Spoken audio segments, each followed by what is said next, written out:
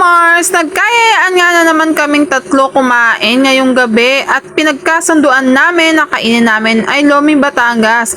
At dito nga sa may sikat F sa Rosario, nakakita kami ng kainan ng Lomi Batangas kaya tikman na natin kung ano ba, legit nga ba ito? At habang naghihintay kami dahil medyo matagal nga ang servings, bumili muna ako ng fried chicken dito sa Baliwag. At bakit nga ba ako bumili pa ng extra chicken sa labas? Alam niyo na ba na kung mga Mars kung saan tayo makakatipid? Doon tayo. At after 48 years ng paghihintay, dumating na ang aming order. Ito na ang pinagmamalaki nilang Lomi Batangas Overload.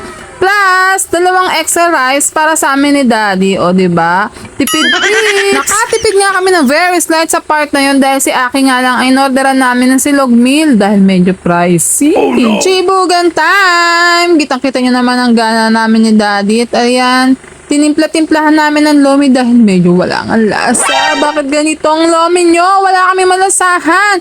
Parang DIY ang panglasa namin dito. In fairness, pag tinignan mo mukhang masarap pero wala talaga kami malasahan. Sorry to say. Kaganon man, tuloy pa rin ang laban sa kainan. Syempre, pagkain yan, hindi pwedeng tanggihan. Pero mas okay sana kung mas masarap ang kinakain mo. Syempre, satisfaction is important sa ating mga customer. Pero ano ba kayo mga Mars, kami lang to, malay nyo, mas masarapan din kayo, iba-iba naman tayo ng taste, diba mga Mars? Sana busog din kayo katulad namin. Salamat sa panonood mga Mars, babu!